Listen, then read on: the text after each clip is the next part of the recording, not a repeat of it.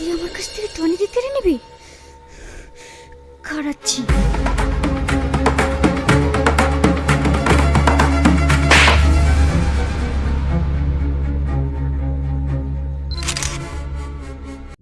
একটা ভুল, একটা দুর্ঘটনা, আর সেই ভুলের দায়ে আজীবন শাস্তি। কিন্তু প্রশ্ন একটাই, শাস্তি কি ন্যায্য হয়?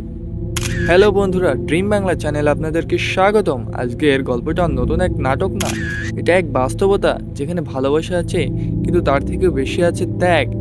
একজন ছেলে, একজন অন্ধ মেয়ে, আর এক অদ্ভুত সম্পর্ক যেটা শুরু হয়েছিল দায়িত্ব থেকে, কিন্তু শেষ হয়েছে ভালোবাসাতে। বন্ধুরা, আপনারা যারা এখনও আমাদের চ্যানেলটি সাবস্ক্রাইব করেননি, তাড়াতাড়ি সাবস্ক্রাইব করে পাশেই থাকুন, কারণ আজকের গল্পের পর থেকে আসছে আরও নতুন এবং আবেগনীয় কিছু নাটক, যা আপনাদের মনস্তত্ত্বকে সম্পূর্ণ নাড়িয়ে দেবে।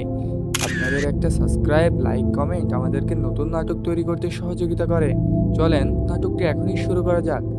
নাটকটার মূল ক্যারেক্টার টনি, একজন সাধারণ ছেলে যার জীবনে সব কিছু ঠিকঠাক চলছিল।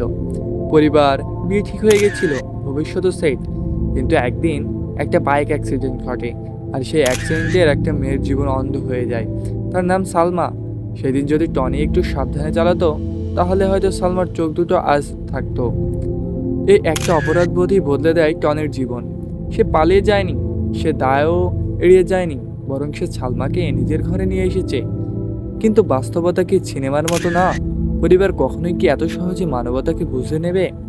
কাকে বলে রাস্তায় ঝামেলা রাস্তায় মেটানো উচিত ছিল, কাকা বলে বিয়ের আগে বাড়িতে মেয়ে আনা মানে মান সম্মানের শেষ। টনি কি বুঝতে পেরেছিল তার পরিবার তার সাথে এমন করবে?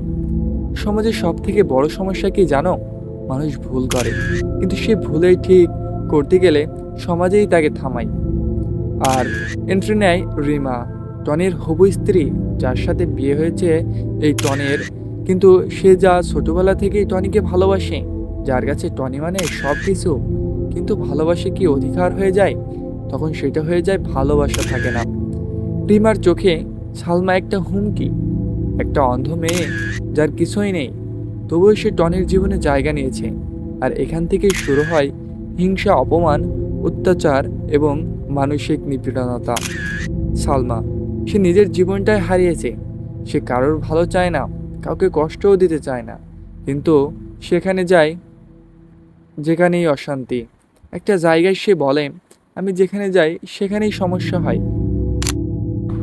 এই একটা লাইন শুধু ডায়লগ না, এক হাজার হাজার অসহায় মানুষের বাস্তবতা।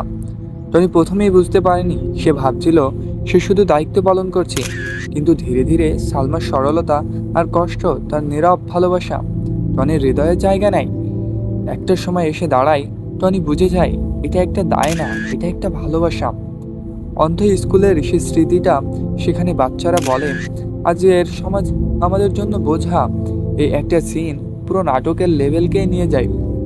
টনি তখন বলে, তোমরা হ্যান্ডিক্যাপ না, তোমাদের হাতে অবহেলা করে তারাই হ্যান্ডিক্যাপ। এই ডায়লগটা পুরো গল্পের মেজাজ। আজকের দিকে রিমা পাগলের মতো আচরণ করতে থাকে। সে হুমকি দেয়, সে চাপ দেয়, সে টনিকে নিজের করে রাখতে চায় কোনোভাবে। কিন্তু ভালোবাসা যখন জোর করে পাওয়া যায় না, সালমা তখন সব বুঝে যায়। সে চলে যায়, সিদ্ধান্ত নেয়, কারণ সে ভালোবাসে। আর সত্যিকারের ভালোবাসা কখনো ক্ষতি করে না।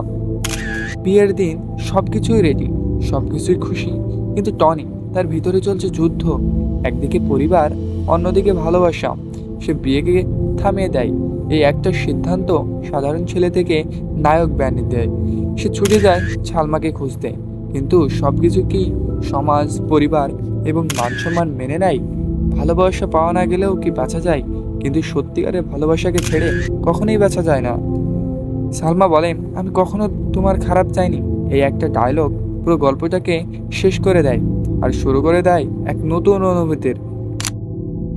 বন্ধুরা, গল্পটা যতই চলতে থাকে ততই আবেগঘন হয়ে ওঠে। বন্ধুরা, আপনারা যদি এমন গল্পকে ভালোবাসেন, সেখানে ভালোবাসার অর্থটা আসলে আপনারা বুঝতে পারবেন। যদি আপনারা ভালোবাসা না বোঝেন, তাহলে আপনারা সমাজের বোঝা হয়ে দাঁড়াবেন।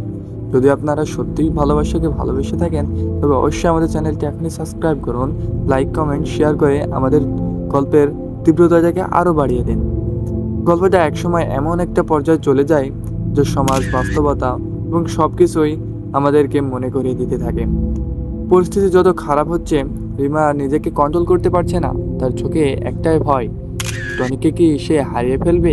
কিন্তু এই একটা জিনিস বুঝতে পারছে না, ভালোবাসা কখনো জোর করে ধরে রাখা যায় না। একদিন সবার অগোচরে রিমা গিয়ে দাঁড়ায় সালমার সামনে। তার কণ্ঠে অহিংসা, তার কথায় বিষ। টনি শুধু আমার, শুধু আমার। এই একটা অন্ধ মেয়ে, সে সব কিছুই দেখতে পায় না। তাকে নিয়েও এত ভয়, কারণ ভালোবাসা যখন নিরাপত্তাহীনতায় ভরে যায়, তখন মানুষ নিজে নিজের সবচেয়ে বড় শত্রু হয়ে ওঠে।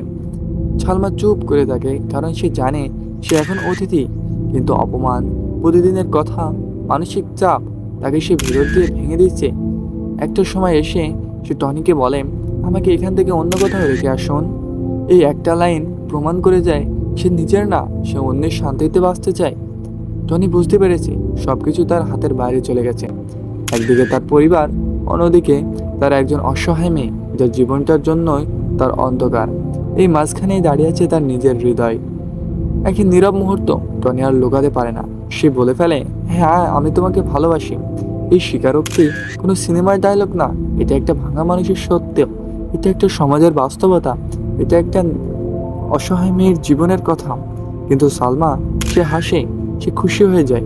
বরং সে বলে, আপনারা বিয়ে ঠিক হয়ে গেছে, আমি কারো সুখ নষ্ট করতে পারবো না। এই জায়গাটাতে সালমা হইতে এই গল্পের সব থেকে বড় মানুষ।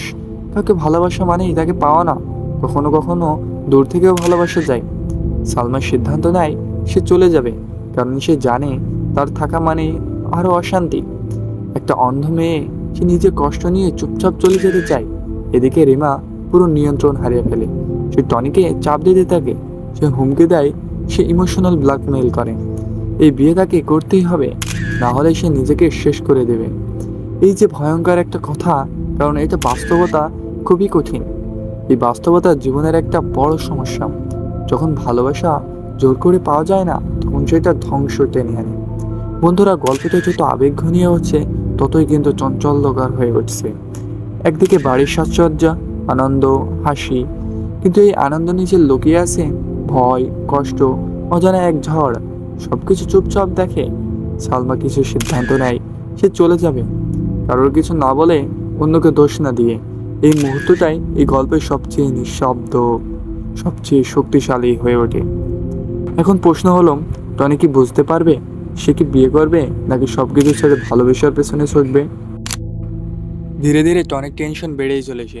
সবকিছু যেন প্রস্তুত, আলো, সাজসজ্জা, হাসি, আনন্দ, আজ টনির বিয়ে। কিন্তু সবকিছু ঠিক থাকলেও কি মানুষ সুখী থাকে? বিয়ের মঞ্চে বসে টনি, চারিপাশে আত্মীয় স্বজন, সবাই খুশি, কিন্তু তার চোখে সে কোনো আনন্দ নেই, কারণ তার হৃদয়ে আছে এক অন্য কথা।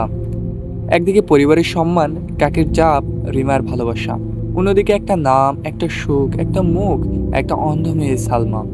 টনি মানেই শুধু একটা নিজেকে প্রশ্ন করে, আমি কি ঠিক করছি? সে চোখ বন্ধ করে ভাবে, আর সে সামনে ভেসে ওঠে সালমার সেই কান্দা। আর তার সেই কথা মনে পড়ে, আমি কি আপনার খারাপ চাই না। এই একটা স্মৃতি ভেঙে দেয় তাকে। হঠাৎ সবকিছু থেমে যায়। কাজী সাহেব বলে, কবুল, কবুল, একবার দুবার বলেই এভাবেই চলতে থাকে।